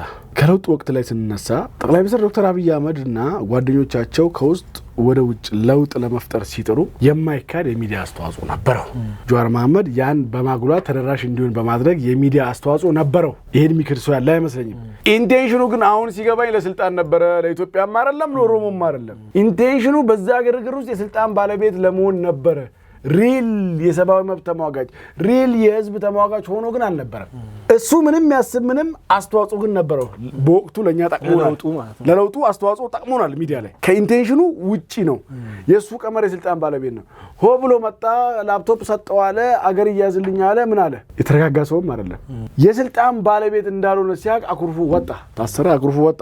ያኔ ያደርጉ የነበረው ትግል የስልጣን የነበረ ለኦሮሞ ህዝብንም የኢትዮጵያ ህዝብንም ለመጥቀም ተብሎ እንዳልነበረ አሁን የሚያደርጋቸው ነገሮች ምስክር ናቸው። አሁን ኦሬዲ ወርዶ የሚልሻ ፎቶ ሲለቅም ነው የሚለው።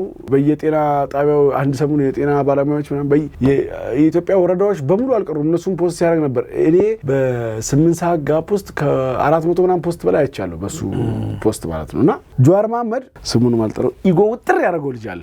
ከኢጎቹ መካከል አንዱ ነገርና ዮሐንስ ሳሌን እኔም ዮሐንስ ሳሌን ነው አይደል ኢትዮጵያ ብሔራዊ ቡድን አሰልጣኝ እና እኔም የምቀበለው ሰው አይደለምና ጀስት ግን አንተ ጋዜጣዊ መግለጫ እየሰጠህ ከሆነ ጋዜጠኞች እጃቸውን አውጥተው ነው ጥያቄ የሚጠይቁት። ያ ምል ጋዜጠኛ ብድግ ብሎ ጥያቄ ይጠይቃል። አይ ምክንያቱም መጀመሪያ በሚዲያ ይተሳተሳሉ። አይ እኔ በዲሲፕሊን እጅን አውጥተህ ተጠይቀኝ ሲለው አይ እኔ ስለ ዲሲፕሊን አውቃለሁ፣ ሐዋሳ ዩኒቨርሲቲ የመጀመሪያ ዲግሪ ያለኝ እንትን አዲስ አበባ ዩኒቨርሲቲ ሁለተኛ ዲግሪ። ኢጎ ውጥር ያደረገው ልጅ አለ። ሚዲያ ላይ ቀርብና ስለ ጋዜጠኝነት ለኔ አትነግሩኝም ምናምን የሚል ልጅ አለ። እኔ ጀዋር ከሱ ነው የሚመሳሰልብኝ። ጀዋር ይመጣና የእንትናን ሀገር ጥናት አጥንቻለሁ፣ ማስተርሴ በፖለቲካልና ግጭት ገለመኔ ነው፣ የመጀመሪያ ዲግሪ በእንደዚህ ገለመኔ ነው፣ እኔ ናውሌጅ ኦሪየንትድ ነኝ፣ እኔ ያለ ጸጸትን ብዬ ጻፍኩኝ የሚል ካልኩ የስፖርት ጋዜጠኛ ጋር አንድ አይነት ነው። ቅድም እንዳልኩ የጀዋር መማር ማወቅ ሊሆን ይችላል፣ ሊያውቅ ይችላል። ማድረግ ካልሆነ ውጤት የለውም ለህዝብ። ማድረግ ደግሞ ለህዝብ የሚጠቅም ነገር ማድረግ ነው። ለኔ መማር ማድረግ ነው ብዬ ስለማስብ፣ ለኔ መማር መኖር ነው ብዬ ስለማስብ፣ ካልኖርክና ካላደረክ የጀዋር መሐመድ ኢጎም የዛ ጋዜጠኛ ኢጎም እኩል ነው። ስፖርት ካነሳ አይቀር ላል የማንቸስተር ዩናይትድ ደጋፊ ነህ? ያርሰናል ደጋፊ ነኝ። ዘንድሮ ዋንጫ እንበላለን እውነት ኢንሻአላህ። አዎ እንግዲህ እኔ ማንቸስተር ዩናይትድ ደጋፊ ነኝ። አርሰናል ዋንጫ ሲበላ ማየት ብዙም ደስ አይለኝም። ዘንድሮማ ባባ ስንት ዓመት በተስፋ እንግዲህ ተስፋ ያለደው ደስታ። ባርቴታ ስር ዋንጫ ትበላላችሁ አግባቡ ያልከው ጋዜጠኛ ባርቴታ ስር አይበሉም ብሏል። ያ እኛ ተስፋ ያለደው ደስታ ስናጣጥም ያለስ ወልሲ እንግዲህ ብዙ ምትራል ከራሳችን ጋር ስለማይሄድ ብዙ እዚህ ደገፍተ ማየት እንትን አልችልም። እንደው ለፊልድ ማርሻል ብርሃኑ ጁላ የተለየ ፍቅር አለ? አዎ ማን ያለ ግን እኔ በጣም ነው የምወዳቸው ፊልድ ማርሻል ብርሃኑ ጁላ። እኔ በጣም ነው የምወዳቸው፣ በጣም ነው የማከብራቸው። ኢትዮጵያ ካሏት አስፈላጊ ሁለት ሰዎች ቅድም ካልኩ አንዱ እሳቸው ናቸው። ሲያዝኑም እንደ አባት ሲጀግኑም እንደ ወታደር ናቸው። እልፍ ኳሊቲዎች አሏቸው። ባይዘዌ የፊልድ ማርሻል ብርሃኑ ጁላን ከማንሳት በፊት ሁሌ የማደንቀው ጠቅላይ ሚኒስትሩ ነው። የእይታ መነጽሩ በርካታ አመራሮችን ታነሳለን፣ ሌላ ጊዜ እናነሳቸዋለን። በርካታ አመራሮችን ወደፊት አምጥቶ ውጤታማ ያደረጋቸው በርካታ አመራሮች አሉ። እሳቸውን እዚህ ቦታ ማምጣቱ ማለት ዛሬ እኔና አንተ ካላ በታች ያድነናል ብለን የምንኩራራበትን ወታደር የፈጠሩ ናቸው። አንደኛ። ሁለተኛ ባይዘው መንግስትን የሚቃወሙ በሰላማዊ ትግልም በትጥቅ ትግል የሚቃወሙ ሰዎች የፊልድ ማርሻል ብርሃኑ ጁላ ጀግንነት አይክዱም። በጋለ ጦርነት ህዝብ በሚያጠረገርግበት ጊዜ አቶ ጌታቸው ረዳ እዚህ ላይ ያኔ የእሳቸውን ወታደራዊ ብቃት አልካደም። ከልቡ ወታደር ናቸው። ልክ አብይ አህመድ ከልቡ መሪ ነው እንዳልኩ እሳቸው ከልባቸው ወታደር ናቸው። አንደኛ ወታደራዊ ዲሲፕሊናቸው እልፍ ነው። ሁለተኛ ፖለቲካል ኮኔክሽን የሚባል ነገር የላቸውም። ንግግራቸው ቀጥታ ወታደራዊ ነው። ሶስተኛ ሪፎርሙን በሀገራዊ እሴት ሪቢውልድ አድርገዋል። አራተኛ ተቋሙን እንዲዘምን አድርገዋል። የሌባ መከማቻ የነበረን ተቋም እንዲዘምን አድርገዋል። እነ ክንፈ ዳኘ ይዘርፉት የነበረውን ሀገር ይዘርፉት የነበረውን ተቋም አድርገዋል። በ27 ዓመት በክራንች ከሚራመድ ሄሊኮፕተር ውጪ ያልነበረውን ተቋም ከ100 በላይ ሄሊኮፕተር እንዲኖረው ከጠቅላይ ሚኒስትሩ ጋር ሰርተው አድርገዋል። ትልቁ ኳሊቲያቸው ጠቅላይ ሚኒስትሩ ሊያመጡ የፈለገውን ሪፎርም ተረድተው ሳይንጠባጠብ ወደ ተግባር ቀይረዋል። በጣም ነው ማደንቃቸው። አዎ በጣም ነው የምወዳቸው። እልፍ ጀግና ናቸው።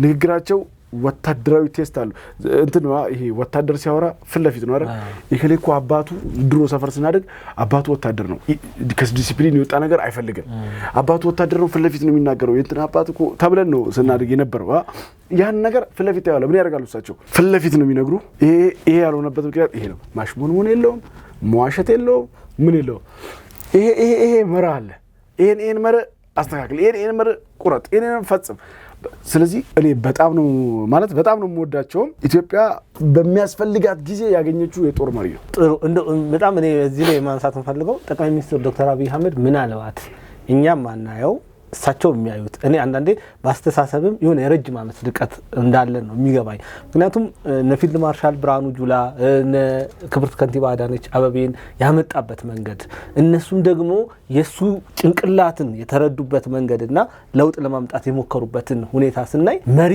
ነው የሚፈጥረው ያንን ማድረግ መቻሉ ምን የተለየ ችሎታ ሊኖረው ይችላል እንደ ጠቅላይ ሚኒስትሩን ከዛ ደግሞ ሀገር ደግሞ ማን ነው የምትመስለው ብለን ስናይ ደግሞ መሪው ነው የምትመስለውና ኢትዮጵያ ከዚህ አንፃር እንደተሰለ ነገር በልና ወደ መከተው ማለት ነው ጠቅላይ ሚኒስትሩ ባይዘው የህልቡን ነው እየኖረ ያለው ዛሬ የተናገረው ነገር አይደለም እኮ እየሰራ ያለው ዛሬ ያቀደው ነገር አይደለም ሞዲፋይ ሊያደርገው ይችላል እንጂ እኔ በጣም የሚገርመኝ አንድ ኳሊቲው ነው ጠቅላይ ሚኒስትሩ በትንሹ ከ15 አመት በፊት ሁለት ነገሮች ላይ መሰረት አድርጎ ይጽፍ ነበር ይናገር ነበር አንደኛው ኢትዮጵያ አውድ የምታየውን አይነት ሪፎርም ያስፈልጋት እንደነበረ ከ15 አመት በፊት ኤን ማሰብ የሰው የፈጠረ ጊፍት ሊሆን አምሮ አለው አሻግሮ አርቆ ማየት ይችላል የዛሬ 15 አመት እነኝን ማሰብ እንደ ቅንጦትም አይደለም እንደ እብደት ነበር የሚቆጠረው ቅንጦት ሊሆን የሚችለው አሁን ነው አይማ በጣም ቅንጦት ነው ትንሽ እንደግ ልትል ትችላለህ ከ15 አመት በፊት ሪስክ ወስዶ ሊሰሩ ይገባል ስማርት ሲቲ እንደዚህ አይነት ፕሮጀክቶች አሁን አንተ በረቀድም ስታይሳይ እንደነበረው አይነት ይሄ አዲስ መሶብ የሚባሉት ነገሮች በሙሉ ሊኖሯት ይገባል ኢትዮጵያ ቱሪዝም ኢንዱስትሪው ላይ በደንብ መስራት አለባት ብሎ ሲጽፍ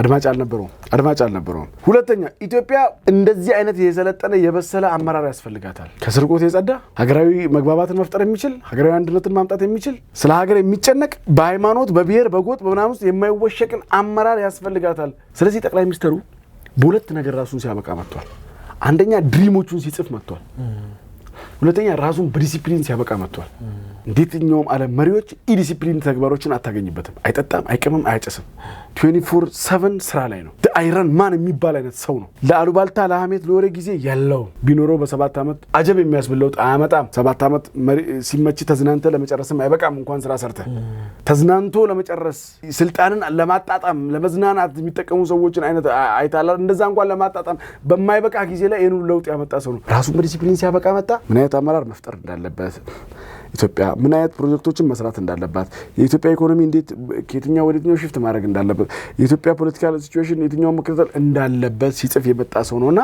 ድሪሙን እየኖረ ያለ ምናልባት ሞዲፋይ ቢያደርገው እንጂ ያንዳንዱን ሲያቅደው የመጣ እልፍ በሚዲያ ስማቸው ማይነሱ ጄኒውን የሆኑ አመራሮችን ማፍጠር ይችላል ትኩረቱ ወጣቶች ላይ ነው ወጣቶች በጣም ያምናል ሀገር ተረካቢ ሰዎች ላይ ያምናል በቴክኖሎጂ ያምናል ጠቅላይ ሚኒስትሩ ቴክኖሎጂ ይደፍራል አዲስ ነገር ለመሞከር ምንም ፍርሃት የለበትም የወጣቶች አሳታፊነት ከየትኛው መንግስት በላይ በዚህ መንግስት ነው የምታየው አይፈራም አይደል ሐሳብ የሚባል ነገር አይፈራም ትጠይቃለህ መልስ ታገኛለህ ካልሆነ ተረጋግረህና በቃ መስተካከል ያለበት ነገር ባይዘው ድፍን አድርጎ ምናምን አይደለም ያልፈው እኮ በቃ ይሄንን እሺ እናስተካክላለን ነው የሚለው እኮ ይስተካከል ከሆነ የብልህ መሪ እስቅድም ያልከው ነገር እኮ ነው የህዝብ መገለጫው ህዝብ ማን ይመስላል ሲባል መሪውን ያልከው እቺ ሀገር መሪዋን እየመሰለች እንደ ኢሳያስ አፈወርቂ የታኘከ ሸሚዝ ለብሰ የተበጣጠሰ ሸበጥ አርገ አንድ እግሩ ከፍ አንድ እግሩ ዝቅ ያለ ሱሪ አድርገ ምናን የታኘከ አምሮ ነው የሚኖርህ የተበጣጠሰ አምሮ ነው የሚኖርህ ሀገርም የታኘከች ነው የተበጣጠሰች ነው የምትሆነው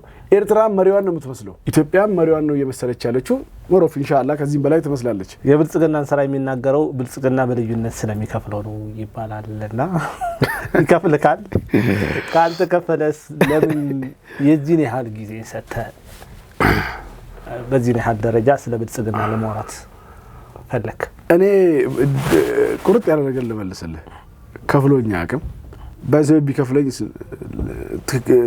ቢከፍለኝ ኖሮ ተገቢና ትክክል ነው እኔ እኮ ሀገር እንዲቀጥል ነው የሰራው ያለሁት ሀገር እንዲሻገር ነው የሰራው ያለሁት ዘመነ ካዚ ሀገር እንዲበተን ይከፈለው እንዴ አዝራዝ ማረዳምጣ ይከፈለው እንዴ ሰው የምትከፍሉ ሰዎች ክፈሉኝ ነው እንጂ እኔ ተከፍሎኝ አቅም መሰራበት ምክንያት ሁለት ነው መሰራበት ምክንያት ማለት ነው አንደኛ ጠቅላይ ሚኒስትሩና ሐሳባቸውን በጣም ስለምወድ ራእዩ ስለሚገዛኝ ራእዩ የተሻለችን ሀገር ይፈጥራል ብዬ ስለማስብ በጣም ወደዋለሁ።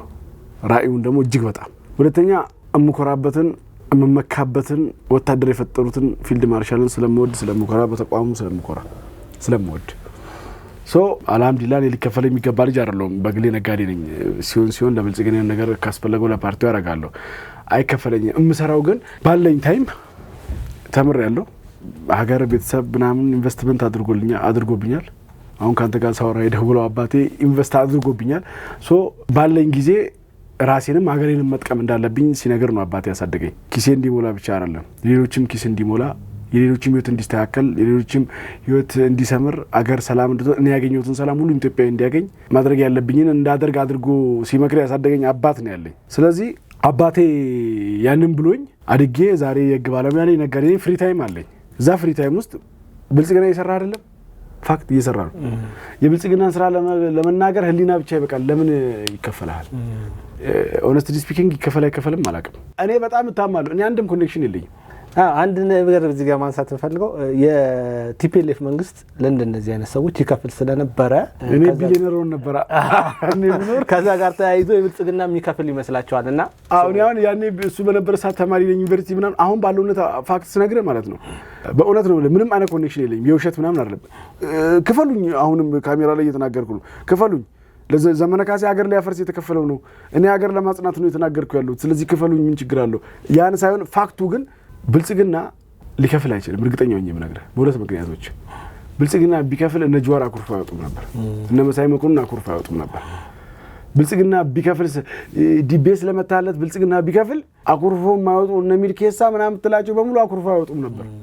ህወሓት ያስለመዳቸውን ስላልሰጣቸው ነው አኩርፎ የወጡት። ለጀዋር ያልከፈለ ብልጽግና ለባባ ይከፍለዋል? በምን ስታተስ?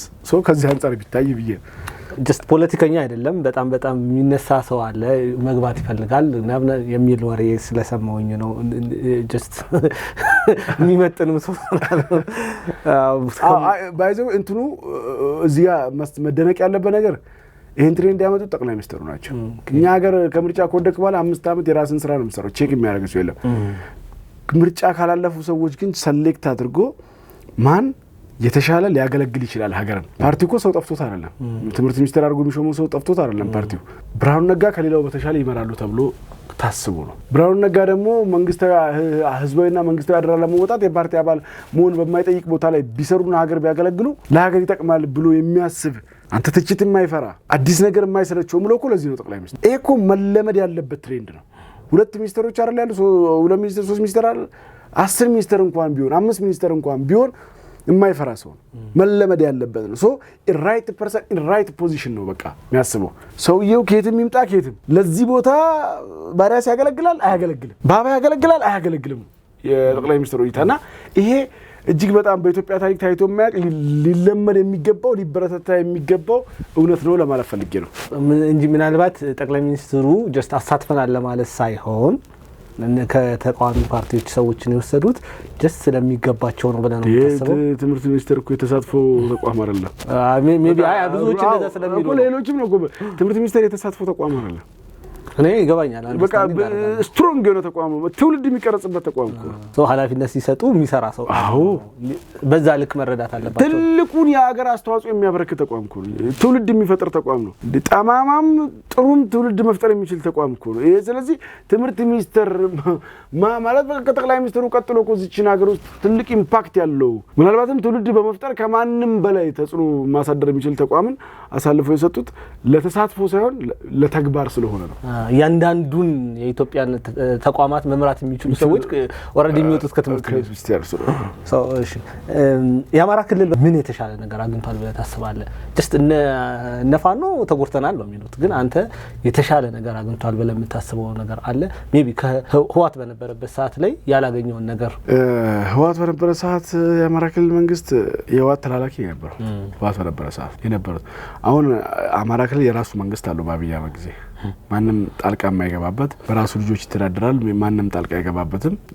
ልጆቹ ከአማራ እናት የወጡ ልጆች ለተለያዩ ሀገራዊ ኃላፊነቶች ይታጫሉ፣ ይመጣሉ። ትላልቅ ሀገራዊ ኃላፊነቶችም እየተወጡ ይገኛሉ። በጠቅላይ ሚኒስትር ዶክተር አብይ አህመድ ጊዜ የአማራ ህዝብ ያገኘው ትልቁ ትሩፋት ህወሓት ይፈርጀው ነበር። አማራን ታውቃለህ፣ ትምክህተኛ ብሎ ይፈርጅ ነበር። እንደ ህዝብ ነበር የሚፈረጀው። ያቀርቶለት በማንነቱ ተከብሮ በማንነቱ ኮርቶ እንዲኖር አድርጎታል። ከዛ ባሻገር ኢቭን በጦርነት ጊዜም ቢሆን እንደነ ጎርጎራን ያሉ ትላልቅ ፕሮጀክቶችን ልክ ሌላው ሀገር እንደሚሰራው አይነት እንደ ኮይሻ አይነት እየተሰራ ነው። ስለዚህ ምናልባት እነኚህ ብሪተኞች የተነፈሰላቸው ቀን አማራ ህዝብ የአማራ አርሶ አደር የአማራ መሬት ሙሉ አቅሙን አውጥቶ መጠቀም ከቻለ ሙሉ አቅሙን ደግሞ ጠቅሞ መስራት ከቻለ ሊፈጠር የሚችለው ማሰብ ነው። ኢሳያስ ጠቅላይ ሚኒስትር ዶክተር አብይ አህመድን እንግዲህ ሲሳደብ ቆይቷል። እንደው አንተ ኢሳያስን እንዴት ትገልጸዋለህ? አሁን ኢሳያስን እኮ መስደብ በኢሳያስ ልክ መውረድ ነው የሚሆነው። አሁን ምን አለ መሰለህ ቅድም የነገርኩ ነገር አለ። እንደ ወንድማችን ካሜራማኑን የተሰበረ መስተዋቴን አሳየህ ብሎ ያሰረ ሰውዬ አንደኛ ይኸውልህ ከመሳደብ ውጪ ስራ የለውም። ሁለተኛ ከማተናመስ አጀንዳ ከማሰጥቶ ተሳዳቢዎችን ቢውልድ ከማድረግ ውጪ አጀንዳ የለውም። ኢንተርቪው ሊደረግ ቀርቦ ይሄ ሰው ስለየትኛው ኢኮኖሚ ያወራል? አብይን ከመስደብ ውጪ ስለየትኛው ዲፕሎማሲ ያወራል? ስለየትኛው የህዝቦች ዲሞክራሲ ያወራል? ስለየትኛው ፍትህ ያወራል? ስለየትኛው ምርጫ ያወራል? ስለየትኛው እቅዱ ያወራል? ስለየትኛው አፈጻጸሙ ይገመግማል? ምንም ነገር የለው። ሰው ያለው አማራጭ መሳደብ ነው። የሚሳደበው ከመቶ በላይ ተዋጊ ጀቶች ያሉትን ሀገር መሪ እኛ በሚል ጊዜ አቆምነውን መትረየስ ይዞ ነው የሚሳደበው። ተንጠራርቶ መድረስ ስላልቻለ ነው። አብይ ጋር ሞክረ ተንጠራርተ መድረስ ካልቻልክ ያለ አማራጭ አፍን መክፈት ነው፣ መሳደብ ነው። አንድ ነገር ልንገርህ፣ መማር ኢሳያስን ተምሯል የሚሉ ሰዎች አሉ። እውቀት አለው ገለመኔ ምናምን የሚሉ ሰዎች አሉ። ለኔ መማር ማድረግ አይደለም ማወቅ አይደለም፣ ለኔ መማር ማድረግ ነው። ሰው ኢሳያስ አፈወርቂ ተምሯል ገለመኔ ምናምን የሚሉ ሰዎች አሉ። ኢሳያስ ለኔ መማር ማወቅ አይደለም መማር ማድረግ ነው። ህዝቦችን ካስራብክ እንዲፈናቀሉ ካደረክ የትኛውም ሮሮ ውስጥ ያለ ሰው ያንተን ሀገር ምርጫው የማያደርጋት ሀገር ማንንም ተሰዶ ማይገባባትን ሀገር ዓለም የሚቀናበትን ባህር ይዘህ 3 ሚሊዮን ማይሞላ ህዝብን በረሃብ አራንቋ እየቆላ ስትኖር ኢንተርቪው ላይ ብቅ ስትል ከመሳደብ ውጪ ምን አማራጭ አለ? እንዳልኩ ነው። ኤቭሪ ነገሯ የታጠቀ ኤቭሪ ነገሯ እሳት የሚተፋን ሀገር መንግስት የሚመራን ጠቅላይ ሚኒስትር ማጭድ የመሰለ ክላሽ ይዘህ ከመሳደብ ውጪ አንድ የውሃ ጉድጓድ በዚህ ዘመን አስመረኩ ብለህ ካሜራ የሚነሳ ሰውዬ ሸበሌን የመሰለ ሪዞርት ከሚያስመረቅ ሰው ጋር እንዴት ነው የምትነጋገረው? ሰው ቢሰድም አማራጭ የለውም። ጥግ ድረስ ለእንትና መልስ መስጠት ይቻላል። ኢሳያስ በሱ ልክ መውረድ ነው የሚሆነው። ገብቷል አይደለ? መውረድም ስለማያስፈልግ ማለት ነው። ሶ የኔ እምነት ምንድነው ኢሳያስ አፈወርቂ ሳይሰራ የሚኖር ሰው የህዝብ ያሰቃየ የሚኖር ሰው ስለሆነ ደፍሮ ጠያቂም ያልተፈጠረበት ሀገር ስለሆነ ለመብቱ ከመታገል ይልቅ ባይዘው ትልቁ ያጠገበው ኢሳያስን ኤርትራዊ እንደሆነ ታውቃለህ? ኤርትራዊ ራሱ ነው ኢሳያስን ያጠገበው። ለመብቱ ከመታገል ይልቅ ለመብቱ ከመሞት ይልቅ መብቱን ነፃነቱን ማራገጥ ሲኖርበት እንዴትም ተሰዶ ኢትዮጵያ ይገባል፣ እንዴትም በስደተኛ ካናዳና አሜሪካ ይገባል። ኢሳያስን ይረዳል።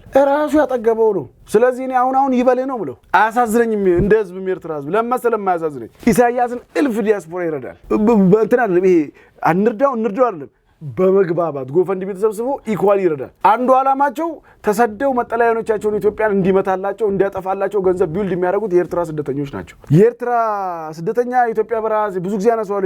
የኤርትራ ስደተኛ እኮ በጫካ ከኢሳያስ አፈወርቂ ጥይት አምልጦ ኢትዮጵያ ድንበር ሲገባ ዲሲ የገባ ያህል ነው ለፈጣሪው ምስጋናው የሚያቀርበው። ከዛ በኋላ እዚህ ይመጣል። ታፍኖ የከረመ ስለነበረ ቢራ በልኬት ይፈቀድለት የነበረ ሰው አላገደም የፈለገውን ነገር እዚህ መዝናናት ይጀምራል። ጥጋቡ መከራ ነው። እንዴትም የሆነ ዘመዱ ይዞት ይወጣል ከሀገር ስደተኛ ገለመኔ ተብሎ። ኤርትራ በፍላጎት ነው በፍላጎት ለኤርትራ መንግስት ገንዘብ አዋጦ ይሰጣል። አስከብሮናል ይልሃል። እዳ የለብንም ያለ እዳ የሚኖርብህ እኮ ስትሰራ ነው። መርካቶ ገብተህ ካልነገርክ እዳ ኬት ይመጣል ማለት ነው። ከሰራ ነው ወደ ውስጥ የምትገባው። ካልሰራ እዳ የሚባል ነገር አይኖርብህ። ካልሰራ በቃ የራስህን ነው የምትበላው። የቀጨጨ ኢኮኖሚ ይፈጥራል። ስለዚህ ይሄን ያነሱና አብረው ይረዳሉ። እኔ የሚያሳዝነኝ ግን ኢሳያስ አፈወርቂን ለማስወገድ እንስራ ብሎ ኢትዮጵያ መንግስት የኤርትራን ባንዳ ቢፈልግ እንደማያገኝ እርግጠኛ ነኝ እነግራለሁ። እኔና አንተ የምናወራውን የኢሳያስን በሙሉ ችግር ያውቃሉ። ከኔና ካንተ ጋር ቁጭ ብሎ መካከር አይፈልጉም። ሀገር ነው የሚሉ በቃ እኛንን የምናነሳው እኛንን የምንፈጠፍጠው እኛንን የምንሰቅለው አንተና ያገባው ነው የሚሉ።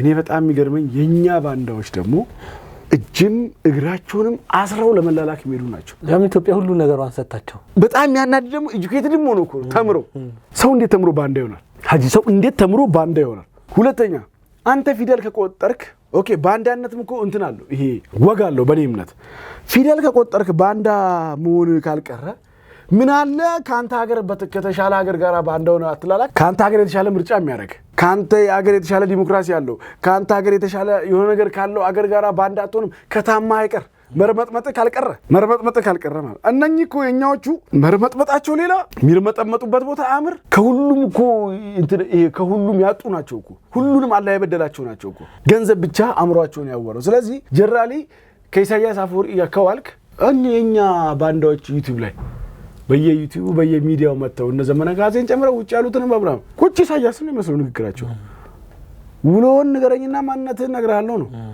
በዛ አንፃር ነው እንደው ጀዋር ለኦሮሞ ህዝብ የመጨረሻ የምትለው ሐሳብ ካለ በርካቶችን አንስተናል ያው ከሞላ ጎደል እየተጫወትን ምናምን ጥሩ ቆይታዎችን አድርገናል ብዬ አስባለሁ እኔ አሁንም ሰሜን ኢትዮጵያ ላይ ያሉ ወጣቶች መልእክት አስተላልፋለሁ እንዳንድ ወጣት ሰሜን ኢትዮጵያ ላይ ያሉ ወንድሞቻችን በደንብ መገንዘብ ያለባቸው ነገር አማራ ክልል ያሉ ወጣቶች ማየትና መረዳት ያለባቸው ነገር አሁን ወደ ሰላም የመጡ የፋኖ አባላት የሚሰጡትን ነገር እንደወረደ አይደለም ሙሉ በሙሉ መቀበል አለባቸው ማየት አለባቸው ፋክቱ እንደዛ ነው ያ ባይሆን ኖሮ ልዩነት አይፈጥሩምና እነኚህ ሰዎች ተገንጥለው መተው እጅ አይሰጡም ነበር እንዳልኩ ቀደም ሲገባቸው ወር ደግሞ ከረፈደ በኋላ ይገባቸው አለም አካሄዱ ትክክል አይደለም ብሎ ያመኑ ትግሉ ያስፈልግ ነበር ግን አካሄዱ ትክክል አይደለም ብሎ ያመኑ ናቸው የመጡት እነኚህን ማርመጥ አለበት ምርጫ ደርሷል ሰላማዊ ምርጫ አድርጎ ወጣቱ የሚፈልገው መምረጥ አለበት ሊመራው ሊያስተዳድረው የሚችለው ሊገዛው በሚችለው አይዲዮሎጂ መተዳደር መቻል አለበት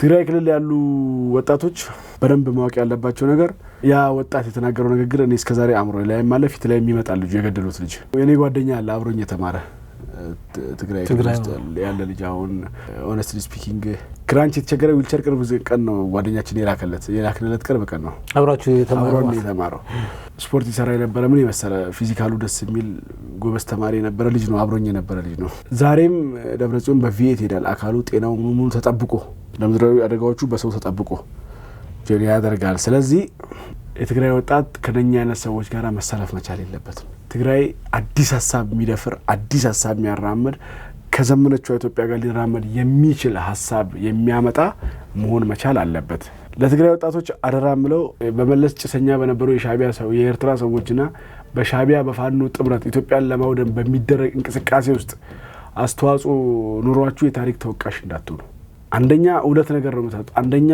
ይሄ ኃይል ተጣምሮ ኢትዮጵያ ማሸነፍ አይችልም እዛ ውስጥ ኪሳራ ይደርስባችኋል ሁለተኛ የታሪክ ተወቃሽም ትሆናላችሁ እማቀርበው ነው ምርጫ የደረሰ ነው ሐሳብ ይፈራ መንግስት አይደለም እኔ የምደግፈው መንግስት ሐሳቡን በደንብ ማድመጥ መከታተል መደገፍ እኔ ከምደግፈው መንግስት ውጭም ደግሞ የተሻለ ሐሳብ ፓርቲዎች ሊያመጡ ይችላሉ አሉ ምትሉትን ፍትሃዊ የሆነ ምርጫ ማስፈጸም መምረጥ ምርጫው ፍትሃዊ እንዲሆን ምርጫው ዲሞክራሲያዊ እንዲሆን ሁላችንም እንደ ዜጋ ማድረግ ያለብን አስተዋጽኦ እናድርግ ነው ብለው አመሰግናለሁ እኔም አመሰግናለሁ ጥያቄን ተቀበለ ሲድርስ መተ ከኔ ጋር ቆይታ ስላደረክ እግዚአብሔር ይስጥህ አመሰግናለሁ ውድ አድማጭ ተመልካቾቻችን ለዛሬ የነበረን ፕሮግራማችን ይሄን ይመስላል በሌላ ጊዜ በሌላ እንግዳ ምን ገናኝ ይሆናል መልካም ጊዜ ይሁንላችሁ